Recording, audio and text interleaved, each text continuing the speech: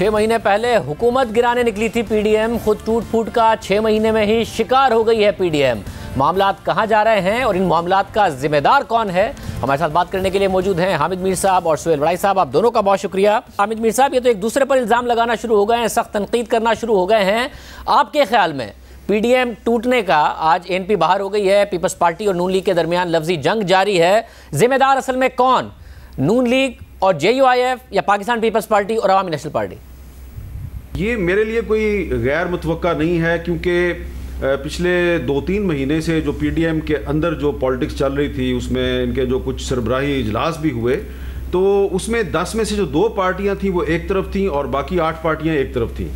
और ये जो जुमा गुजरा है, यानी कि आज से कुछ 4-5 दिन पहले, तो इस जुमे वाले दिन इस्लामाबाद में पार्लियामेंट हाउस के अंदर मुस्लिम लीग नून वालों का एक आपस में मुशावरती इजलास हुआ था और उसमें वो सारे जो हैं वो अक्सरियत जो है नून लीग के एमएनएस की और सेनेटर्स की, वो इस बात पर उनका इत्तेफाक था कि पीपल्स पार्टी और एएनपी के साथ चलना बड़ा मुश्किल हो गया है, लेकिन अब जान कैसे छुड़ाई जाए। अगर ये खुद छोड़ के चले जाएं तो ठीक है, अगर नहीं जाते तो फिर इनको किसी और तरीके से फारग करें। और इस पर मौलाना फजलुर रहमान साहब भी ऑन बोर्ड हैं। तो बज़ाहिर बिल्कुल आप सही कह रहे हैं कि पीडीएम जो है वो उसमें आज टूट फूट हो गई है, लेकिन जो पीडीएम की जो बड़ी पार्टियां हैं जिनके बारे में आप ये कह सकते हैं कि वो ज़्यादा हार्डलाइनर हैं, मुस्लिम लीग नून और जेयूआई और उनके जो साथ बाकी 6-7 पार्टियां हैं, ये काफ़ी दिनों से बल्कि महीनों से इनका आपस में ये कंसेंसस हो चुका था कि पीपल्स पार्टी और एएनपी जो है ये हमारे साथ नहीं चलना चाहते, तो अगर ये हमसे अलहदा हो जाए तो अच्छी बात है। और इसका आसिफ अली जरदारी साहब को सेनेट के इलेक्शन से बहुत पहले से पता है कि ये जो 8 पार्टियां हैं ये अब हमारे साथ चलने के लिए तैयार नहीं है। तो बज़ाहिर आज पीडीएम जो है उसमें से एक और पार्टी निकल गई है, हो सकता है कि पीपल्स पार्टी भी निकल जाए, हो सकता है, लेकिन पीपल्स पार्टी कोशिश करेगी कि पीडीएम के अंदर ही रहे अनटिल अनलेस के पीडीएम उसको खुद नहीं निकाल देती। लेकिन जो पीडीएम की जो बाकी जो हार्डलाइनर पार्टियां नून लीग और जेयूआई, ये समझती हैं कि पीपल्स पार्टी को साथ लेकर अगर हम चले तो मतलूबा नताइज नहीं मिलेंगे, क्योंकि पीपल्स पार्टी जो है वो इनका ख्याल है कि शायद किसी और की गेम कर रही है। बड़ाई साहब, आपको भी लगता है कि पीपल्स पार्टी अगर माइनस हो जाती है तो पीडीएम अपने ऑब्जेक्टिव अचीव कर सकती है? अगर लॉन्ग मार्च भी होता, वो कराची से शुरू होता और यहाँ से अगर एक बिल्डअप होता, दिन भी बहुत ज़्यादा लगते, अब पीपल्स पार्टी माइनस होती है तो जेयूआईएफ और पीपल्स पार्टी और नून लीग मिलकर कुछ कर सकते हैं हुकूमत का, या अपने ऑब्जेक्टिव अचीव कर सकते हैं? मेरा ख्याल है कि for the time being this United opposition story is finished. और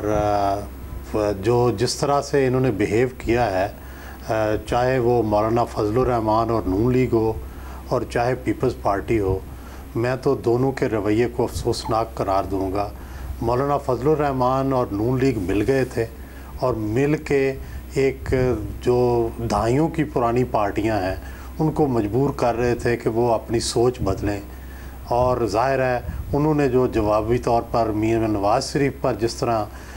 इल्ज़ाम लगाए और जिस तरह उन्हें वापस आने को कहा, उससे एक बैड ब्लड क्रिएट हो गया और नतीजा यही निकलना था।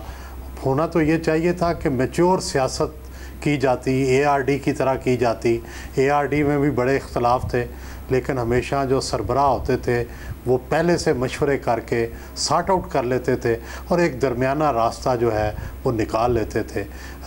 ये जो पीडीएम है इसने दरमियाना रास्ता ना निकालने का फ़ैसला किया है और जो शोकाज नोटिस थे ये तो तौहीन आमेज़ थे। और मेरा ख्याल है कि एक इंडिपेंडेंट पार्टीज़ को, जैसे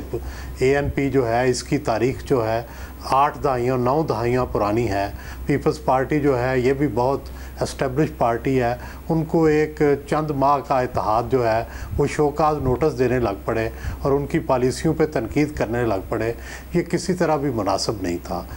ये ना अखलाकियात के तकाज़ों के मुताबिक ना सियासियात के तकाज़ों के मुताबिक। और दूसरी तरफ पीपल्स पार्टी ने जिस तरह एक तरफ़ा फ़ैसले किए,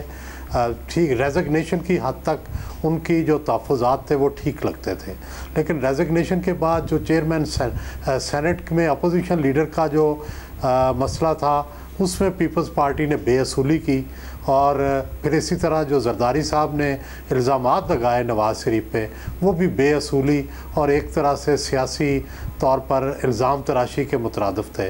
तो ये दो चीज़ें जो हैं बिल आखिर ज़हर कातिल साबित हुई हैं। मैं समझता हूँ दोनों कसूरवार हैं, सबसे ज़्यादा मौलाना फजलुर रहमान, फिर नून और फिर पीपल्स पार्टी भी। और अब हामिद मीर साहब, ये इस वक्त इस्लामाबाद में और हुकूमत में क्या सोच है इस वक्त कि इनको आइसोलेट करके रखना है, एक तरफ हल्का हाथ और दूसरी तरफ भारी हाथ रखना है, या फिर जैसा कि वज़ीर आज़म ने अपने स्पोक्स पर्सन को कहा है कि जी पीडीएम की परवाह ना करें, पीडीएम को की कोई टेंशन लेने की ज़रूरत नहीं है, ये फारिग हो गई है, उन्हें यही है कि अभी आपस में ही लड़ते रहेंगे, हमें कुछ करने की ज़रूरत नहीं है, या हुकूमत अभी भी कोई परेशानी समझती है और चाहती है कि डिवाइड एंड रूल करे इनके साथ? देखें शाहजेब साहब, मसला ये है कि ये जो कुछ भी हो रहा है ना पीडीएम के अंदर या गवर्नमेंट के अंदर, बहुत सी चीज़ें ऐसी हो रही हैं, ये आपको साल बाद, 1.5 साल बाद, 2 साल बाद हक़ाइक़ से पर्दा उठेगा। फ़िलहाल तो मीडिया में आपको यही नज़र आ रहा है जी कि वो मौलाना फजलुर रहमान और नवाज़ शरीफ एक तरफ हैं और आसिफ जरदारी साहब और असफंदियार वली दूसरी तरफ है, यही आपस में लड़ रहे हैं। लेकिन कौन लड़ा रहा है, ये जो मामलात हैं ये आपको कुछ अरसे के बाद पता चलेंगे। तो इसलिए इमरान खान साहब जो हैं उनके लिए ये एक अच्छी खबर तो लगती है। आज उनके बहुत से वज़रा जो हैं वो उन्होंने ऐसे बयानात दिए जिससे ऐसा लग रहा था कि पीडीएम जो है वो खुद नहीं टूटी बल्कि उसको गवर्नमेंट ने तोड़ दिया है। लेकिन मुस्लिम लीग नून और जेयूआई के सीनियर रहनुमा जो हैं ये सेनेट के इलेक्शन से पहले से ये चाह रहे थे कि ये दो पार्टियाँ चली जाएँ। अब पीपल्स पार्टी का भी एक इम्तिहान है कि पीपल्स पार्टी भी जो है वो अगर सख्त बयानात देगी और वो वैसा ही फैसला करती है जैसा कि एएनपी ने किया है, तो मुझे नहीं लगता कि पीपल्स पार्टी पीडीएम हकीकी या पीडीएम नज़रियाती के नाम से कोई एक अलग इत्तेहाद बना पाएगी या नहीं बना पाएगी, क्योंकि इस वक्त जो पाकिस्तान में सियासत है उसमें एएनपी के अलावा कोई बड़ी पार्टी जो है वो पीपल्स पार्टी के साथ इत्तेहाद में शामिल नहीं होगी। और अगर पीपल्स पार्टी भी पीडीएम से अलहदा हो जाती है तो फिर मुझे लगता है कि फिर पीपल्स पार्टी को फ़ायदा नहीं बल्कि बहुत नुकसान होगा, और जो इनके दुश्मन हैं वो इनको अकेला अकेला करके मारेंगे, अलहदा करके मारेंगे, और किसी वक्त फिर आपस में रियलाइज़ करेंगे कि हमने ये जो एक दूसरे के ख़िलाफ़ ये बयानबाजी की और एक दूसरे के ख़िलाफ़ प्रेस कॉन्फ्रेंसें की तो ये हमने गलत किया। लेकिन आज के एएनपी के फ़ैसले के बावजूद जो है वो पीडीएम जो है वो चलती रहेगी और मौलाना फजलुर रहमान की क़यादत में ही चलेगी। और मुझे लगता यह है कि दोनों पार्टियां नून लीग और जेयूआई मिलकर अब ये साबित करने की कोशिश करेंगे कि पीपल्स पार्टी और एएनपी के बगैर हमारा इत्तेहाद पहले से ज़्यादा मौसर हो गया। वड़ाई साहब, हुकूमत के लिए अब फिर कोई परेशानी नहीं रही, इत्तेहादी वज़ीर आज़म के साथ खड़े हैं, वोट ऑफ कॉन्फिडेंस उन्होंने लिया, पीडीएम उसके बाद टूट फूट का शिकार हो गई, तो हुकूमत के लिए फिर अगले 2.5 साल में कोई परेशानी नहीं है कि उसे कोई गिरा सकता है या उसे कोई कमज़ोर कर सकता है? शाहजेब साहब देखें, हुकूमत के लिए पहले भी परेशानी महंगाई और बैड गवर्नेंस थी, अब भी उनके लिए चैलेंज यही है। मेरा ख्याल है अपोजिशन ने कभी भी सिवाय जलसों के कोई ऐसा चैलेंज नहीं किया हुकूमत के लिए पेश कि जिससे हुकूमत परेशान हो। अगर लॉन्ग मार्च होता या इस्तीफ़े होते तो परेशानी हो सकती थी, वो तो स्टेज आई नहीं। हुकूमत के लिए शुरू से ही चैलेंज महंगाई है और बैड गवर्नेंस है, यानी मुईशत यूँ समझे। और